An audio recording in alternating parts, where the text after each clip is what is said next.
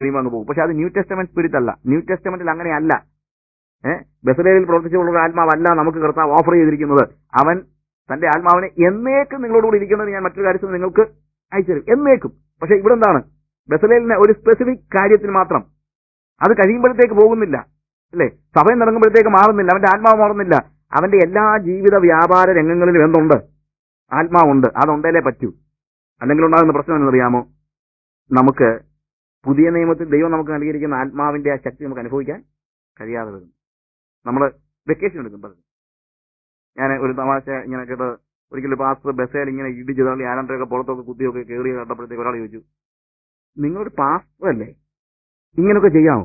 എന്നെ പുള്ളി പറഞ്ഞു, അതെ ഞാനിപ്പം വെക്കേഷനിലാണ്, ഞാനിപ്പം അവധിയില്ല, അതുകൊണ്ട് അതുകൊണ്ട് എന്ത് ചെയ്യണം, എന്ത് ചെയ്യണ്ട, ക്യൂവിൽ നിൽക്കണം. പാസ്റ്ററാകുമ്പോൾ എന്ത് ചെയ്യാനേ പറ്റുള്ളൂ, ക്യൂവിലൊക്കെ നിന്ന് കയറി പോയാലേ പറ്റുള്ളൂ. അപ്പം അവധിയിലായതുകൊണ്ട് അത് കുഴപ്പമില്ല, ഞാനിപ്പോൾ അവധി എടുത്തിരിക്കുകയാണ്. എന്നാൽ അവൻ നമുക്ക് ആത്മാവിനെ തന്നിരിക്കുന്നതിന് വേണ്ടിയാണ്, എന്നേക്കും നമ്മൾ ഇരിക്കാനാണ്, എന്നേക്കും നമ്മൾ ഇരിക്കാൻ. ലീഡർഷിപ്പ് ലെവലിലുള്ള ആളുകൾ പ്രത്യേകിച്ചും പരിശുദ്ധാത്മാവിന്റെ സാന്നിധ്യത്തിന് വേണ്ടി അവന് പലപ്പോഴും അന്തരീക്ഷം തിരക്കാൻ പോലും പറ്റത്തില്ല. കാര്യം പ്രതിസന്ധി വരുന്നത് എപ്പോഴും ആ സമയത്ത് എന്താണ്, all on a sudden in a split second he has to come back to God's presence and then certainly the spirit should communicate with him, otherwise he cannot handle the situation. So leadership level ഉള്ള ഒരാളിനെ സംബന്ധിച്ചിടത്തോളം he cannot afford going away from the presence of the Lord. He is always he has to keep an unceasing fellowship with the Holy Spirit. ദൈവത്തിന്റെ പരിശുദ്ധാത്മാവുമായിട്ട് ഇടതടവില്ലാത്ത ഒരു ബന്ധം സൂക്ഷിക്കുന്നില്ലെങ്കിൽ അവന് ലീഡറായിരിക്കാൻ പറ്റത്തില്ല. കാര്യം ഏതൊരു അനുയായിയുടെയും ഏത് പ്രശ്നത്തിനും അവൻ എന്ത് ചെയ്തേ പറ്റുള്ളൂ, in a split second he has to come back to the Holy Spirit, I mean the spirit realm. ആ സ്പിരിറ്റ് തലത്തിൽ വന്നെങ്കിൽ മാത്രമേ എന്ത് ചെയ്യാൻ പറ്റുള്ളൂ, അവന് ഈ കാര്യങ്ങൾ ചെയ്യാൻ പറ്റത്തുള്ളൂ. യോശുവയെ സംബന്ധിച്ചിടത്തോളം കുറച്ചു നാളത്തേക്ക് ഒരു ആത്മാവിന്റെ കാര്യത്തിൽ അവൻ ആലോചിക്കാനേ കഴിയത്തില്ല. യോശുവയെ കുറിച്ച് പറയുന്നത് സംഖ്യാപുസ്തകം 11-ാം അധ്യായം അതിന്റെ 28-ാം വാക്യത്തില്, സംഖ്യാപുസ്തകം 11-ാം അധ്യായം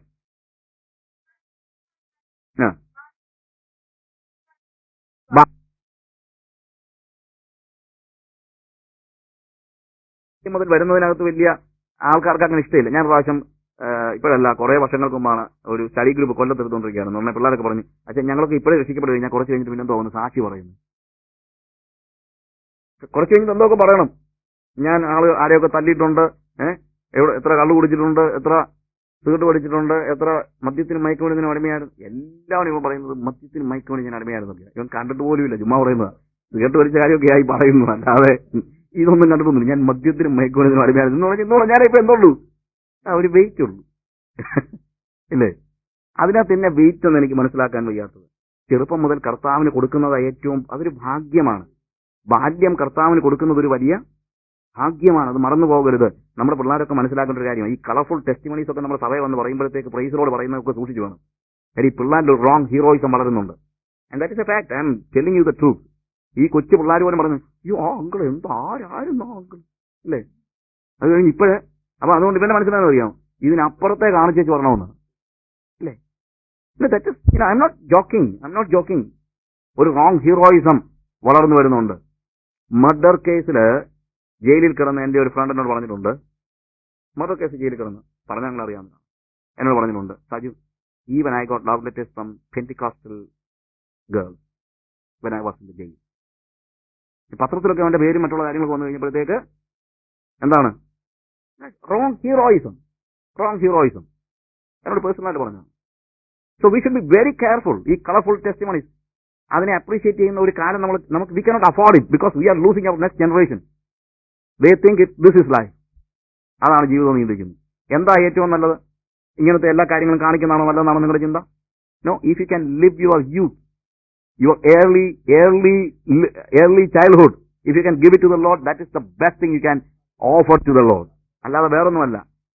എല്ലാരും ഉപയോഗിച്ച് എന്നാ നമ്മൾ ഈ നോർമലി നോർത്ത് ഇന്ത്യയിലെല്ലാം എന്തോ നമ്മുടെ ഈ ഷുഗർ കെയിൻ എന്നാ ഈ ഗന്നാറസ് കരിമിൻ്റെതുണ്ട്, അതിന് ആദ്യം എന്ത് ചെയ്യും, കയറിപ്പോകും, നല്ല നീര് കിട്ടും. അത് കഴിഞ്ഞിട്ട് എന്താണ് ഇത് പല പ്രാവശ്യം ആയി കഴിയുമ്പോഴത്തേക്ക് there is no more juice. Finally നമ്മൾ ഇന്ന് കരിമ്പ് തിന്നോളാൻ പറഞ്ഞു നമ്മൾ തിന്നു. കരിമ്പ് തിന്നണമെങ്കിൽ എന്ത് വേണം? നീരുള്ള ജ്യൂസി ആയിട്ടുള്ള ഏറ്റവും ആദ്യം തന്നെ ഒരിക്കൽ പോലും ക്രഷ് ചെയ്യപ്പെട്ടിട്ടില്ലാത്തത് വേണം നമുക്ക് ജ്യൂസ് കുടിക്കാൻ. പക്ഷെ നമ്മൾ പറയുന്നത് ഇങ്ങനെ ലോകം ചാറ് പിഴിഞ്ഞിട്ട് അതിന്റെ ചണ്ടി വരുമ്പോൾ നമ്മൾ പറയുന്നത് അറിയാം, കർത്താവിനോട് തിന്നോളാൻ. ഇതിന്റെ do you think that is a big thing? നമ്മുടെ ജീവിതം മുഴുവൻ സാത്താന് കൊടുത്തിട്ട് ഏറ്റവും ഒടുവിൽ അതിന്റെ ജ്യൂസ് ഒന്നും ഇല്ലാതെ ഫൈനലി ചണ്ടിയായി കഴിയുമ്പോഴത്തേക്ക് കർത്താവിനോട് കൊടുക്കുന്നത്, പ്രസന്റ് ചെയ്യുന്നത്, do you think it is presentable to the Lord? No. And our children should understand that it is not a big thing doing all things in college or school. അതൊന്നും വലിയ കാര്യമായിട്ടൊന്ന് പിള്ളേർ മനസ്സിലാക്കണം. ഏറ്റവും വലുതെന്താണ്? ദൈവത്തിന് വേണ്ടി അവന്റെ ജീവിതം കൊടുക്കുക എന്നുള്ളത്, ദൈവത്തിന് വേണ്ടി അവന്റെ ജീവിതം കൊടുക്കുക എന്നുള്ളതാണ്. I thank God because when I was a college student, I was a born again Christian and I could keep my testimony in my college. And I am proud of that. എന്റെ ജീവിതം സാത്താന് കൊടുത്തില്ല എന്നുള്ളതിനകത്ത് എന്റെ pride എന്ന് പറയുന്നത്, അല്ലാതെ എല്ലാം കഴിഞ്ഞിട്ട് വന്നു എന്ന് പറയുന്നതല്ല. When I was a young boy, I could accept Jesus, and that is God. എന്നാ ദൈവം എനിക്ക് ചെയ്ത ഏറ്റവും വലിയ ഉപകാരമാണ് ഞാൻ ചിന്തിക്കുന്ന അതാണ്. അല്ലെങ്കിൽ തിരിച്ചു വരുമെന്ന് പോലും എനിക്കറിയത്തില്ലായിരുന്നു. ബിക്കോസ് അങ്ങനെയുള്ള സാഹചര്യങ്ങളിലൂടെ ഞാൻ വന്നത്, അങ്ങനെയുള്ള പശ്ചാത്തലത്തിലാണ്. അല്ലെങ്കിൽ അങ്ങനെയുള്ള എന്റെ കുടുംബ പശ്ചാത്തലം മാത്രമൊന്നുമല്ല ഞാൻ പറയുന്നത്. Even the place that I studied and the place where I lived, അവിടെ രക്ഷിക്കപ്പെടാത്തവനായി ഞാൻ പോയായിരുന്നെങ്കിൽ എനിക്ക് തിരിച്ചു വരാൻ പറ്റുമെന്ന് തോന്നുന്നില്ല. അങ്ങനെ പോയിട്ട് വരുന്നതല്ല ഒരു വലിയ കാര്യം നമ്മൾ മനസ്സിലാക്കണം, നമ്മുടെ കുഞ്ഞുങ്ങൾ മനസ്സിലാക്കണം. റോമാലേഖനം 6-ാം അധ്യായം അതിന്റെ 20-21 വാക്യങ്ങൾ വായിക്കുമ്പോൾ ഈ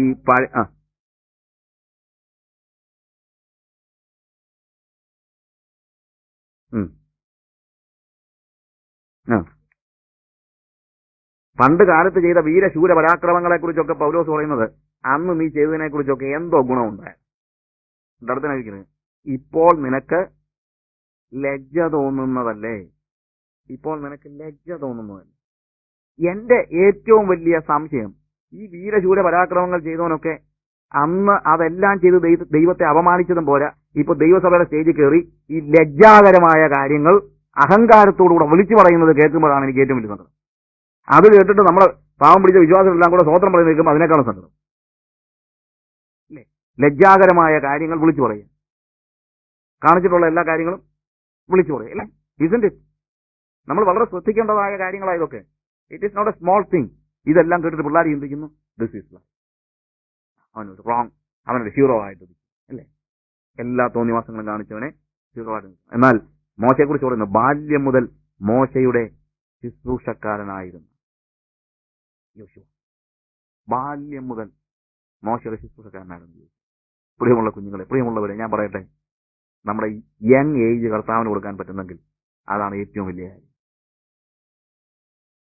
ഡി.എൽ. മോഡിയുടെ പ്രസംഗം കഴിഞ്ഞ് വന്നപ്പോൾ ഒരു പ്രാവശ്യം ഒരാൾ ചോദിച്ചു, ഇന്ന് എത്ര പേര് രക്ഷിക്കപ്പെട്ടെന്ന് ചോദിച്ചു. 2.5 ആളുകൾ രക്ഷിക്കപ്പെട്ടു. 2.5.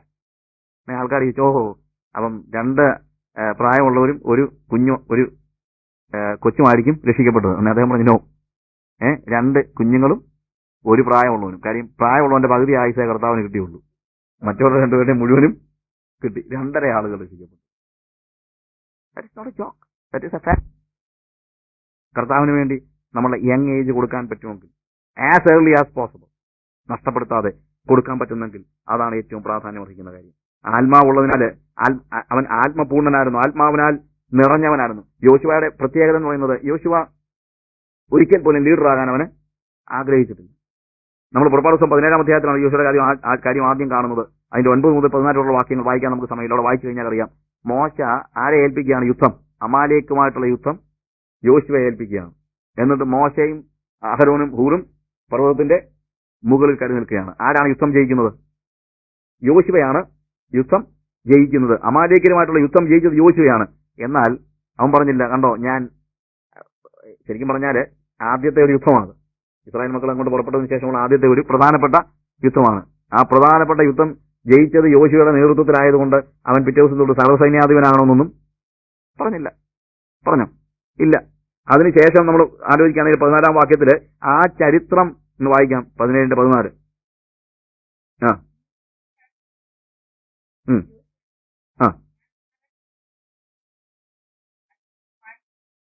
നീ ഇതൊക്കെ ഒരു പുസ്തകത്തിൽ എഴുതിയിട്ട് എന്ത് ചെയ്യണം?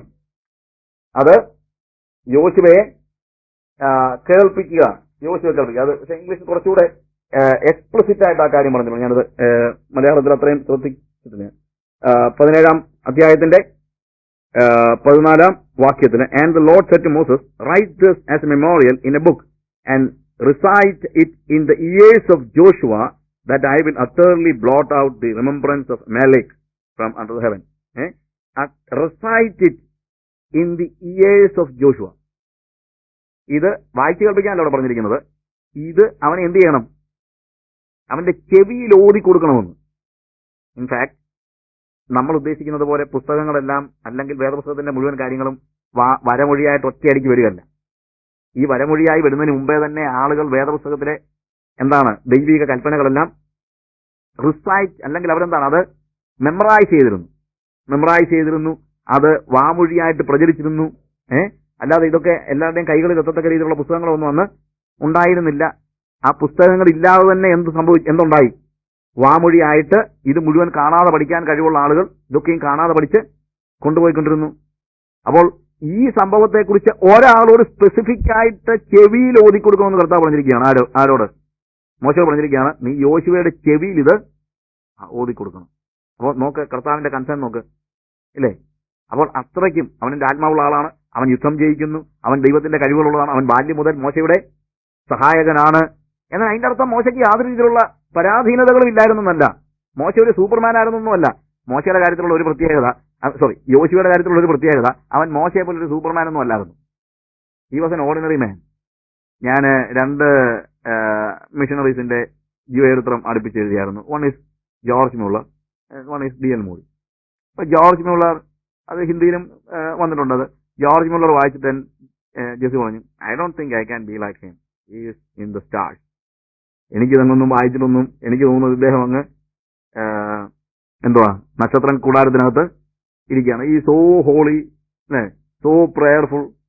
അപ്പൊ അത് കഴിഞ്ഞ് 1 വർഷം കഴിഞ്ഞപ്പോഴാണ് ഞാൻ D.L. മൂഡിയുടെ ബുക്ക് എഴുതുക. അപ്പം അവൾക്ക് വലിയ ഹാപ്പി. അവൾ പറഞ്ഞു, ഇങ്ങനെ എന്റെ കൂട്ടൊക്കെ തന്നെയാണ്, ഇടയ്ക്കിടയ്ക്ക് ചില അബദ്ധങ്ങളൊക്കെ കാണിക്കും, പിന്നെ ദൈവസന്നിധിയിൽ പറയും കർത്താവേ അതൊക്കെ എന്റെ പ്രശ്നങ്ങളായിരുന്നു. D.L. മൂഡി വായിച്ചു കഴിഞ്ഞപ്പോഴത്തേക്ക് അവർക്ക് ഒത്തിരി ഐഡന്റിഫൈ ചെയ്യാൻ പറ്റി. ജോർജ് മുള്ളറിന്റെ കൂട്ടം ഒരു സൂപ്പർമാൻ ഒന്നും അല്ലായിരുന്നു. ആര്? D.L. Moody was an ordinary person. George Muller Halle യൂണിവേഴ്സിറ്റിയിൽ പഠിച്ച് തിയോളജി, ചെറുപ്പത്തിൽ തന്നെ തിയോളജി എടുത്ത്, and also thinking and reading and doing many kind of things, and he was in that level. പക്ഷേ D.L. മൂഡി 6ാം ക്ലാസ് വരെ പഠിച്ചിട്ടുണ്ട്. Grammar അറിയത്തില്ല, English പറയാൻ ഗ്രാമർ അറിയത്തില്ല. ഇംഗ്ലണ്ടിൽ വന്നു കഴിഞ്ഞപ്പോഴത്തേക്ക് ഒരാള് ഇൻട്രൊഡ്യൂസ് ചെയ്ത ആൾ പറഞ്ഞു, ഇങ്ങനെ എങ്ങനെ ഇവിടെ പ്രസംഗിക്കുന്നുള്ളൂ എനിക്കറിയത്തില്ല. വിളിച്ച ആളാ പറയുന്നത്, ഞാൻ ഇങ്ങനോട് സംസാരിച്ചിട്ട് ഇങ്ങനെ പറയുന്നതിനകത്ത് ഒന്നിനകത്തും ഗ്രാമറില്ല. അപ്പൊ ഇംഗ്ലണ്ടിൽ വന്നിരിക്കുക. അതുകൊണ്ട് എനിക്കറിയത്തില്ല ഇനി എങ്ങനെ അദ്ദേഹം പ്രസംഗിക്കുന്നുള്ളൂ. എന്നാലും അദ്ദേഹം ഒരു അറിയപ്പെടുന്ന പ്രസംഗമാണെന്നൊക്കെ ഞാൻ പറഞ്ഞു കേട്ടിട്ടുള്ളത്. ആദ്യമായിട്ട് വരിക. D.L. മൂഡി പറഞ്ഞു, എന്നെ ഇൻട്രൊഡ്യൂസ് ചെയ്ത റെവറൻസ് ഇന്നാര് പറഞ്ഞത് വളരെ സത്യമാണ്, എനിക്ക് ഗ്രാമർ ഒന്നും അറിയത്തില്ല, അതുകൊണ്ട് ആ ദേവദാസൻ വന്ന് എന്റെ ഗ്രാമർ ഒന്ന് ശരിയാകാൻ വേണ്ടി ഇപ്പോൾ പ്രാർത്ഥിക്കുന്നതായിരിക്കും. In fact he was such a person. അപ്പൊ ഞാൻ പറഞ്ഞത്, മോശയെപ്പോലെയുള്ള ഒരു പശ്ചാത്തലമല്ല യോശുവയുടെ. മോശ മിസ്രയീമിലെ സകലജ്ഞാനവും, നമ്മൾ മാനുഷികമായിട്ട് പറയുകയാണെങ്കിൽ മിസ്രയീമിലെ സകലജ്ഞാനവും അഭ്യസിച്ചവനും 40 വർഷം മരുഭൂമിയിലെ റഫായിട്ടുള്ള ലൈഫിലൂടെ ദൈവവുമായിട്ടുള്ള കമ്മ്യൂണിക്കേഷനിൽ ദൈവത്തെ നേരിട്ട് കണ്ട് ഇറങ്ങിയ ആളൊക്കെയാണ്. യോശുവ അങ്ങനെയൊന്നുമല്ല. യോശുവ was an ordinary person. Of course he was acting as a servant of Moses. മോശയുടെ ഒരു ദാസനെ പോലെ കൂടെ നടക്കുകയാണ്. ഒത്തിരി പക്വത കുറവുണ്ട്. നമ്മൾ സംഖ്യാപുസ്തകം 11-ാം അധ്യായത്തിൽ മോശയുടെ മേലുള്ള ആത്മാവിനെ എടുത്ത് 70 മൂപ്പന്മാർ കൊടുത്തു. അത് കഴിഞ്ഞപ്പോൾ 2 പേര് കൂടാരത്തിലിരുന്ന് പ്രവചിച്ചുകൊണ്ടിരിക്കുകയാണ്. ആൾക്കാർ വന്നിട്ട് മോശയോട് പറഞ്ഞു, എന്താണ് ദേ കൂടാരത്തിൽ എൽദാദും അവന്റെ കൂട്ടുകാരനും പ്രവചിക്കുന്നു. ഉടനെ ചാടി കയറി യോശുവ പറഞ്ഞു, എന്താണ് കർത്താവേ, നീ അവരെ അല്ലെങ്കിൽ യജമാനനെ, എന്റെ യജമാനായ മോശയെ നീ എന്ത് ചെയ്യണം, അവരെ നിരോധിക്കണമേ എന്ന് പറഞ്ഞു. അല്ലെ, അവൻ പക്വതയൊന്നുമില്ല, ഒത്തിരി പക്വത കുറവുണ്ട്. മോശ അവനോട് ചോദിക്കുക, നീ എന്നെ ഓർത്ത് നീ എന്തിനാണ് ഇത്ര ജലസാണ് അസൂയപ്പെടുന്നത്? ദൈവത്തിന്റെ ജനം എല്ലാവരും പ്രവാചകന്മാരാകുന്നു, അവരെല്ലാവരും പ്രവചിക്കുന്നതാണ്. എന്റെ യഹോവ തന്റെ ആത്മാവിനെ തന്റെ ജനത്തിന്റെ എല്ലാവരുടെയും മേൽ പകരുകയും ചെയ്യുന്നതാണ് ഞാൻ ആഗ്രഹിക്കുന്നത്. പക്ഷെ അങ്ങനെയൊന്നും ആഗ്രഹിക്കാനോ അങ്ങനെയുള്ള ഒരു പക്വമായി ചിന്തിക്കാനോ എന്നുള്ള കഴിവ് ആർക്കില്ലായിരുന്നു? യോശുവ